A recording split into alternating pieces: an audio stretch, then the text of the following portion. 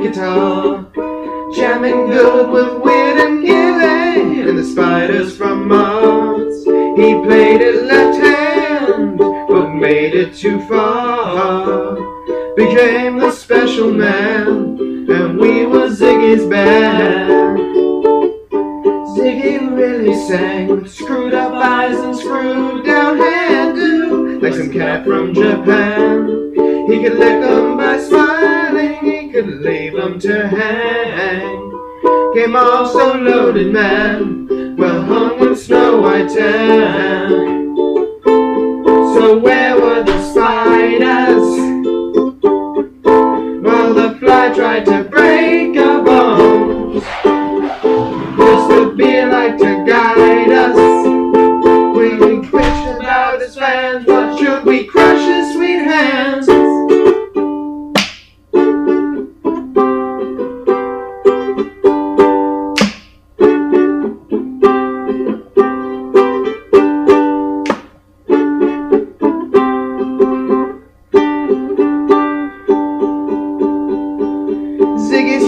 Time, jibing us that we were voodoo when the kids was just grass. He was an ass with a God-given ass.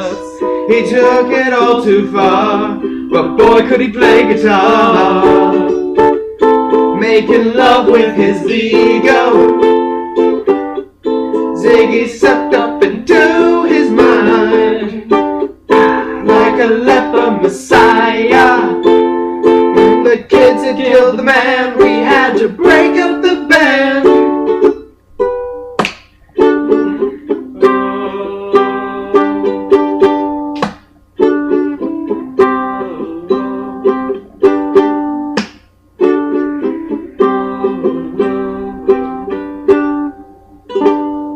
Ziggy played guitar.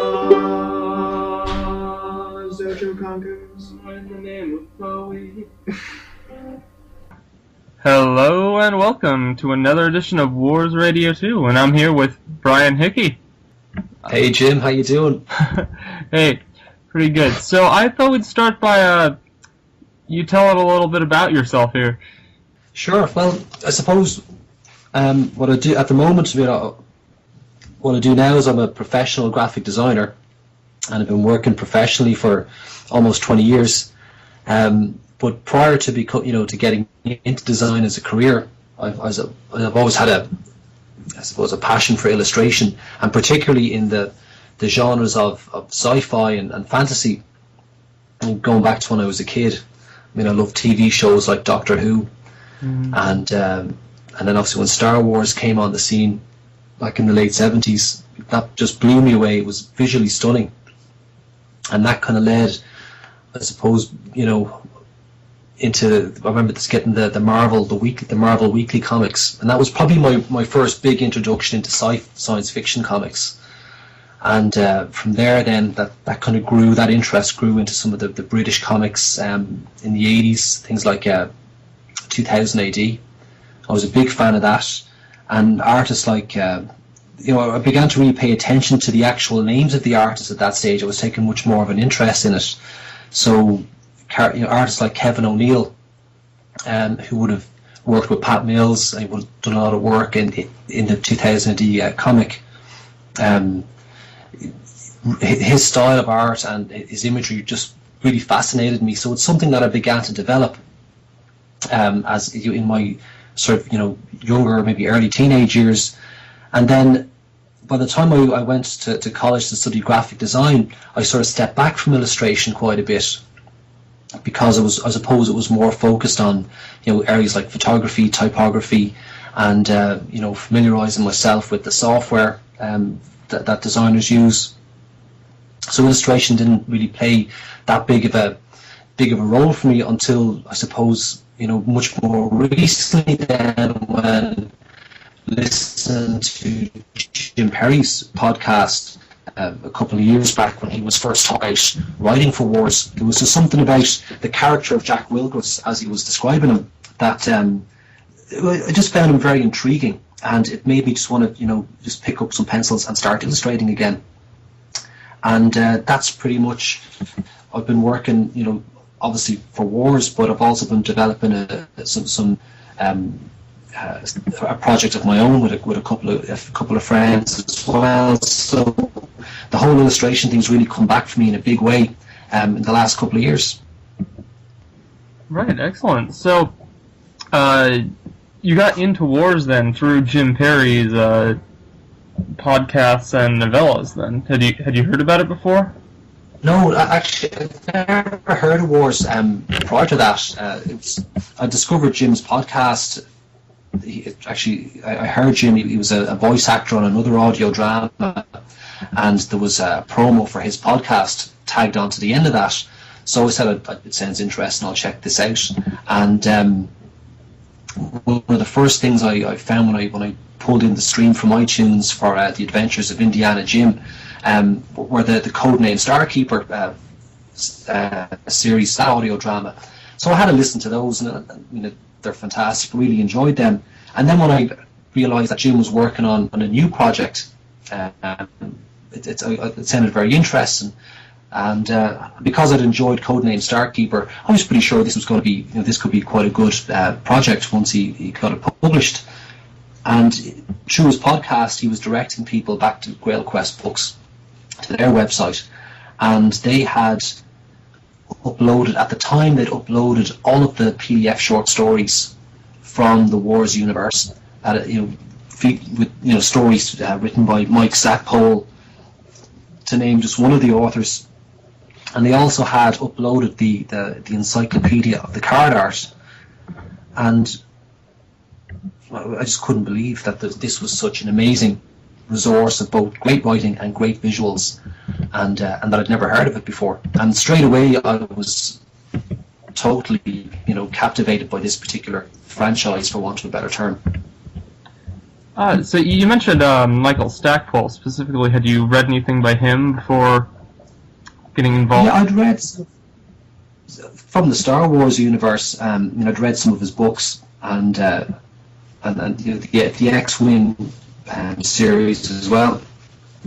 Some of the comics within the X-Wing series.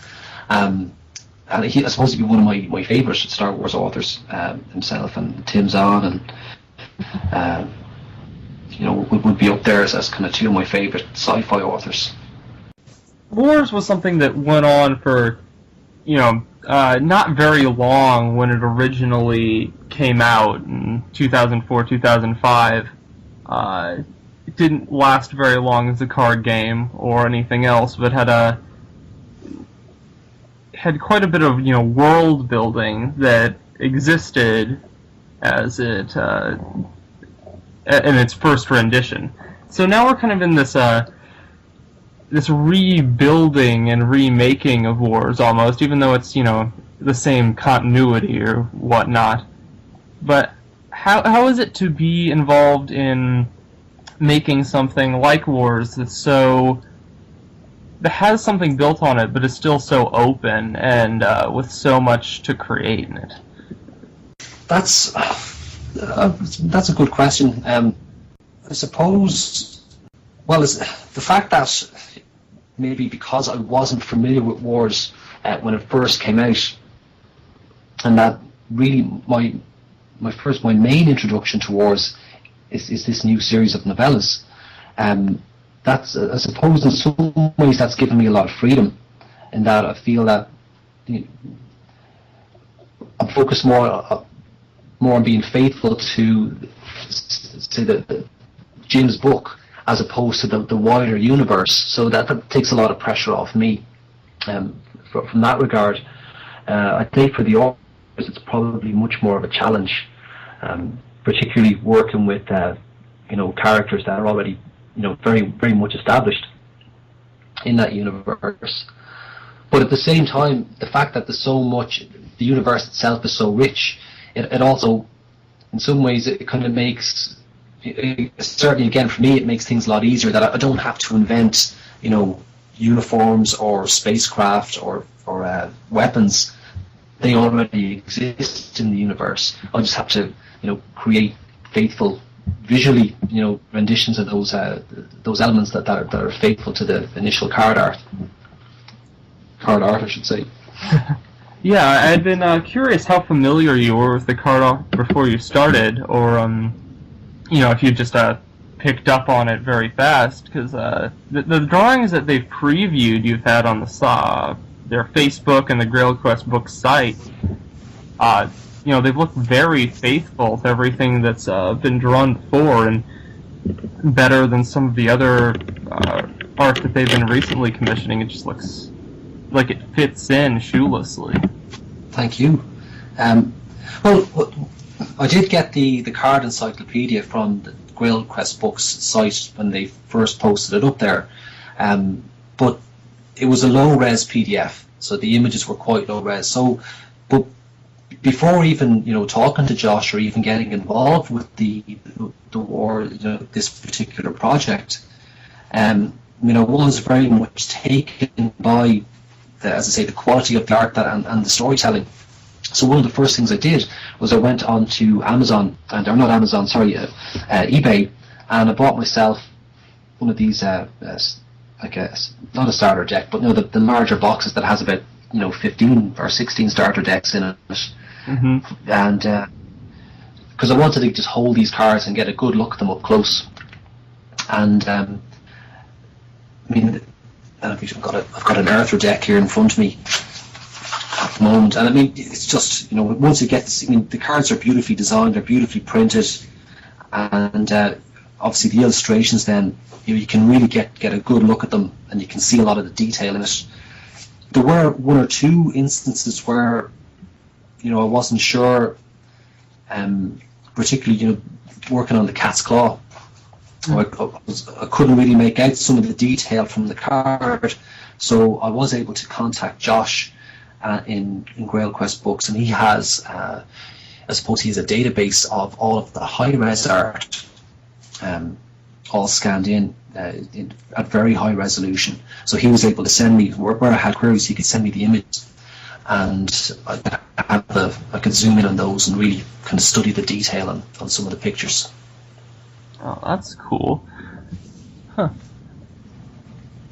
So all of the older Wars art, I know that Decipher did most of it using digital paints. What kind of materials do you use to draw your art? Materials we use? Well, I suppose I've got. I'd always start off with pencil on paper first. Mm-hmm. Just to I like to sketch at a thumbnail size, like literally the size of a thumbnail, really small, to try and just get lots of ideas out very quick for composition, and working that small forces you to focus more on, if you like, you don't get caught up in the fine details of the image. It's really very much about getting the composition right. Once I have that right, then I'll take the thumbnail that I want to use, I'll blow that up to the proper size, and then I'll start to do a tighter sketch over that, literally tracing paper over that large thumbnail, and I'll sketch out in much more detail what I want to show, what I want to visualize. And when I have that the pencil sketch then rendered up to the level that I'm happy with, I'll scan it in, and then use it in Photoshop. Then I'll start to work up the colours, work up the highlights, the shadows, and add much more detail, background effects, things like that. Okay. Were there any artists who inspired your work? Certainly from when I was younger. Kevin O'Neill is an artist that, I suppose he's the first artist that made me ever want to even pick up a pencil and really start to draw, at a sort of I won't say like an advanced level, but to get beyond sort of the Matchstick Men pictures that I did when I was a kid. But then, more recently, there's other artists like Dave Dorman, who I suppose he does a lot of work in the Star Wars and the Aliens franchises. His work is superb. There's Brian Talbot, he'd be another 2000 AD artist as well. I'd be a big fan of his, and John Hicklington. But in terms of an influence specifically for wars, I suppose I've just tried to keep it faithful to the existing universe as it exists. That's been my main goal, I suppose. So, getting back more specifically to your Wars work, you've been working on the art for Jim Perry's Mavericks novella illustrations. Yes. Yeah. So, tell us a bit more about that. What's it been like working with Jim? It's pretty cool. Well, I suppose how I even got involved in this project, when the novellas came out, obviously I wasn't even involved in the project when they were first planned. There was a pre-order campaign at the time, and I pre-ordered the Illustrated Novellas for all three factions, the Gonjan, Arthur, and Maverick. And Nathan's book came out first. When that arrived, I was really excited and I really enjoyed that. But I was particularly looking forward to the Mavericks. There was just something about the Mavericks that I like their it's like free spirits in the Wars universe, and I particularly like that. So I was looking forward to that book coming out, and as well as I said earlier, I was a big fan of Codename Starkeeper, so I was curious to see what Jim was going to produce. But there didn't seem to be any sign of the Mavericks or the Gonjan Illustrated Novellas being released, so I queried that with Josh through Facebook, and Josh is obviously the editor at Gaelquest Books, or the CEO, I should say, and he came back and said that there were delays in production, and I could hang on if I wanted to, or I could get another product as part of the pre-order. And I said, no, I'll hang on, I'm not in a rush. And I said, look, if you need someone to help out, I'd be happy to contribute some illustrations. And he came back and said, sure, okay, well, I need 8 illustrations for Mavericks. Are you up for it? And I couldn't believe it. I wasn't really expecting to get that kind of an offer. So I said, sure, I'm in. And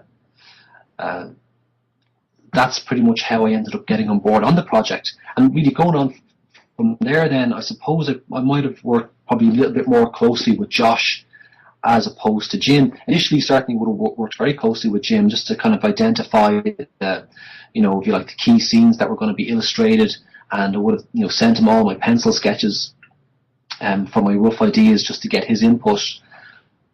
And then he kind of left me to it from there. Once Jim was happy with the pencil sketches, he made a few comments, to make sure that things were, maybe a bit, make sure they were faithful to the story. But once he was happy with, how those sketches were shaped up, he pretty much left me to it. And from there, then I was mostly working with Josh, just in terms of meeting deadlines and making sure everything was delivered to the right standards, for press. Yeah, I can see that kind of openness really comes out in the art, especially with of the pictures we've seen so far that have been previewed. The picture with Killer Cat Kate, with the the hand around her neck. Yes. Yeah, it's not the kind of picture you usually see, being commissioned as an illustration for a book, but it has this real dark beauty to it. Well, that was a real standout scene. I think in Jim's novella, where Killer Kate's being interrogated, and it's quite visceral. Jim he's not holding back when he's describing the scene, so I didn't feel any need to hold back with the illustration either.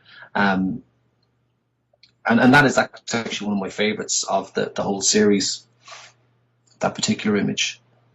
Yeah, it's one of mine so far.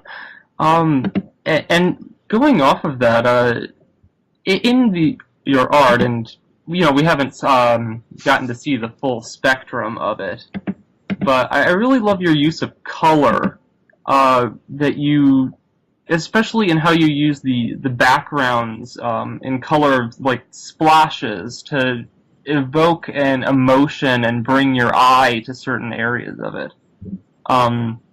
In your picture, we have Wilgris, standing under the sky with the Maverick logo, and you blend the Maverick logo in with this blue and the black, and kind of shine this streak of light through the stars through it, so the Maverick logo just blurs in kind of seamlessly with it, even though it stands out. Along with the splash of red you have that goes down through the picture with Killer Cat Kate's one. It's a very striking way to bringing that out. I've always loved working with, bold colours, and as really I had a chance to do that with these illustrations. But I also wanted to, I suppose I had a couple of different concepts that I wanted to get across. And as a part of the Mavericks universe, is that it's very much, it's out there on the rim. It's this mightn't sound correct, but there's in some ways there's a low tech aspect to the Mavericks, in that it's ironically they're very technologically advanced, but there's something about it that it's not as polished or as pristine as the Earthers or the Gonjan.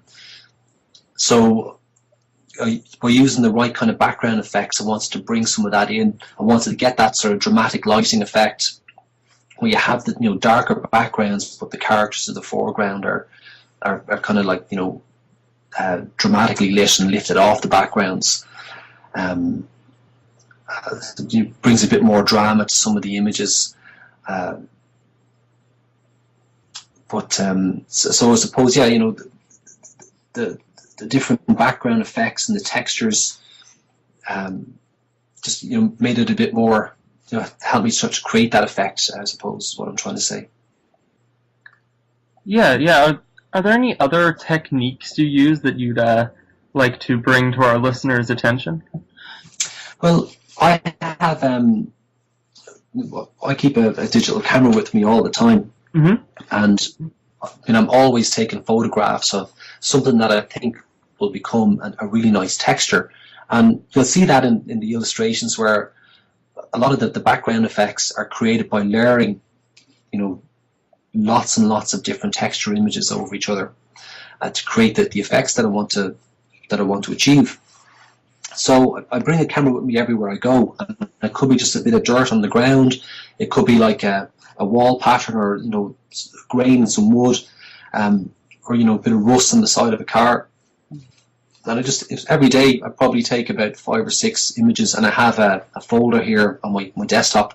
I just dump all my textures into that, and when I'm looking for a bit of inspiration, there's hundreds and hundreds of shots in there. I just scroll down through it, and there was one time I was on a beach here in Dublin, and I saw this car that had burnt out on the beach. Obviously, stolen car, and someone had set it on fire.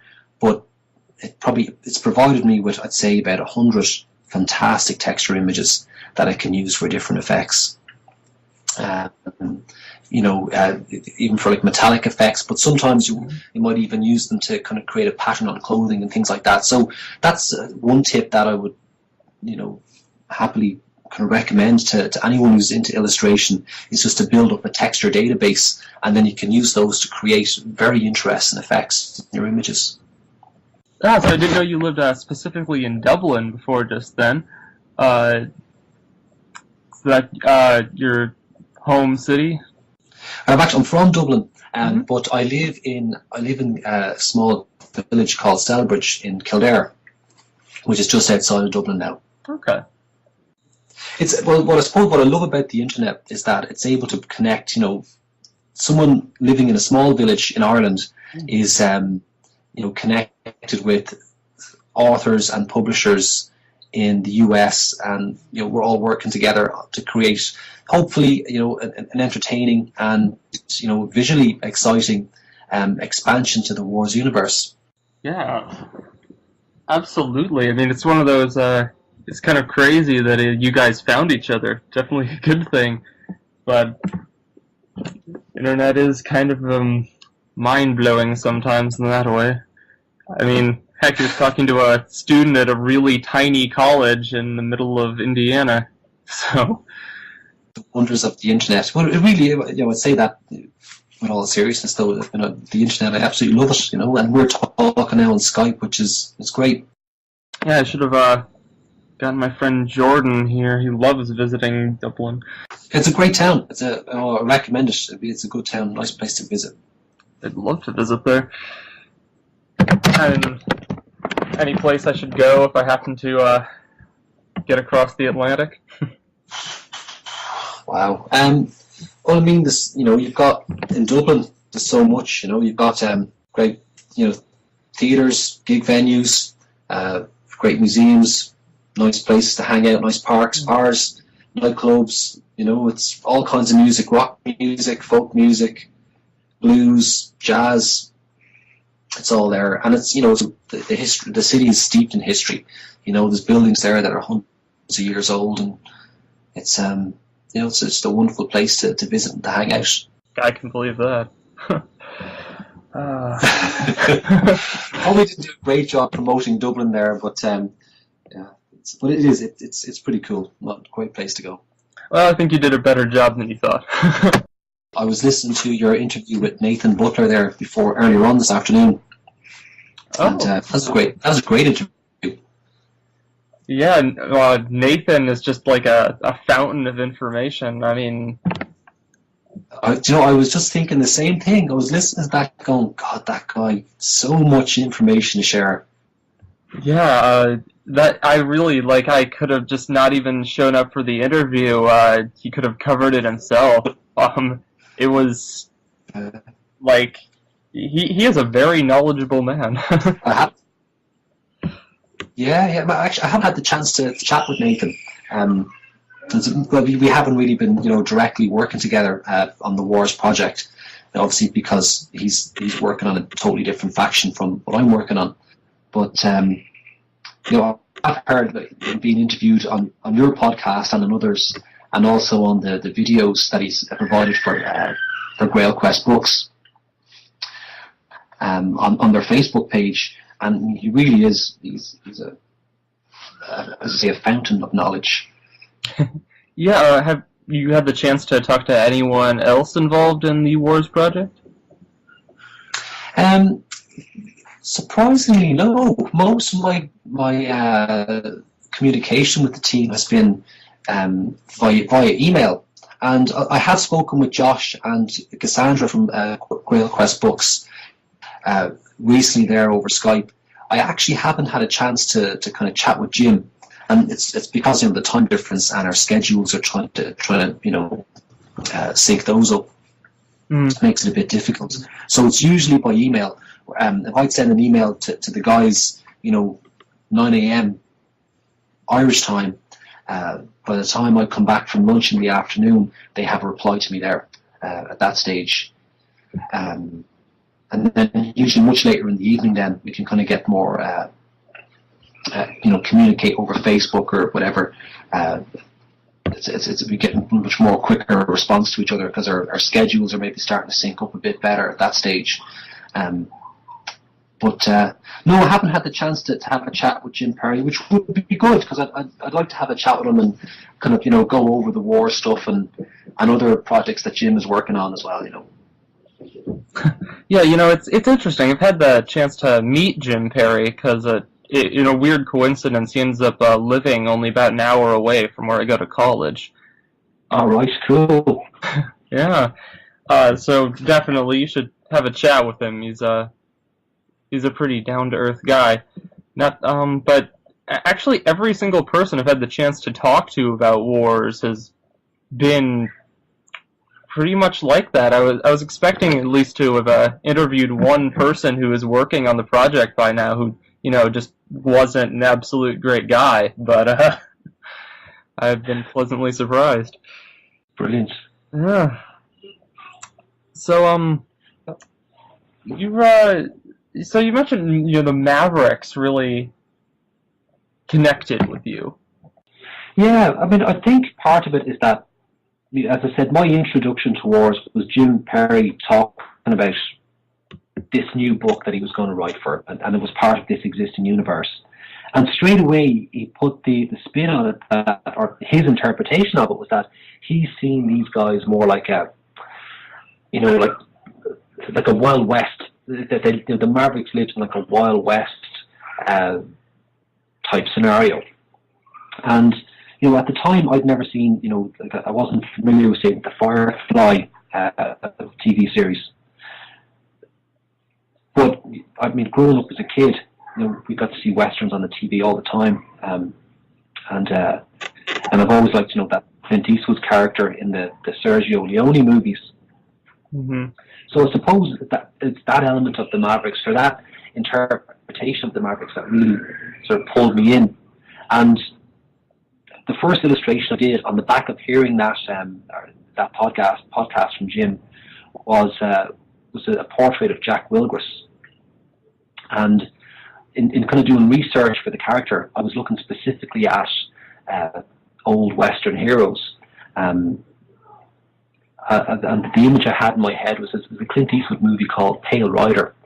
And the bad guys in that movie were, I suppose, they had the long hair, the beards, and these kind of long, dusty, trench coats, I don't know if that's the right term, but, 3/4 length jackets. And that was the initial vision that I had for Jack Wilgris, and I kind of did a quick sketch based on that character, and I put it up on my Facebook page. Well, he just looked too much like a cowboy, and there wasn't enough. He didn't look futuristic enough. So I kind of did a bit more research and kind of cobbled together, sort of, if you like, my first piece of fan art for the Wars universe, which I ended up sending to Jim, and he posted it up on his blog. But once I kind of got my hands then on the actual, I suppose, the draft script for Firefight at Overwatch Command, I got to develop that Wilgris character much more completely, I should say. I don't know if that was the answer to the question, or if I've totally rambled off there on a total separate point. No, that's good. So are you a big fan of westerns? I suppose, well, not. I couldn't think of any westerns, that are contemporary that I'd be a big fan of. But I do remember. I mean, I've always loved those Sergio Leone movies, and the soundtrack by Ennio Morricone. Mm-hmm. Those uses, I think they're really, really nice, and fantastic score for those movies. But as a kid, like, we would have, on TV, we would have had like reruns, things like Bonanza and The High Chaparral, and this very kind of romanticized version of the Wild West. So those memories sort of, I suppose, still stick with me. So outside of the Mavericks, you haven't had the chance to work much on any art pertaining to the other factions, except perhaps the Earthers, as they show up quite a bit in Jim Perry's novellas. But what are your perceptions of the other Wars factions? Well, I mean, the design from the card art of the different factions, is superb. I love the Gonjan armor. Absolutely love that. And the Nobots are, I mean, although they're not part of the they haven't appeared yet in the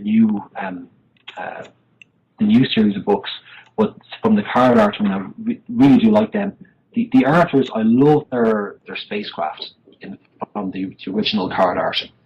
It's the designs for their spaceships are superb, and I was actually fortunate enough to get a look at many of the concept sketches for the vehicles that never made it into the card art.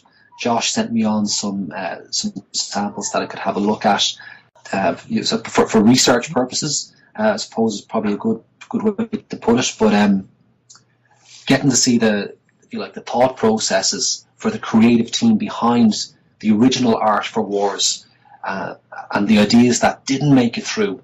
I mean, it was just some superb concepts in there for the Earther shifts.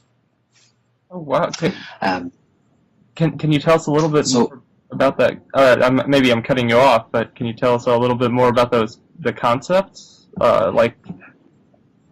Yeah, well, they were all in very different stages. Some of them were just, rough pencil sketches. There were others that were, much more finished marker renderings.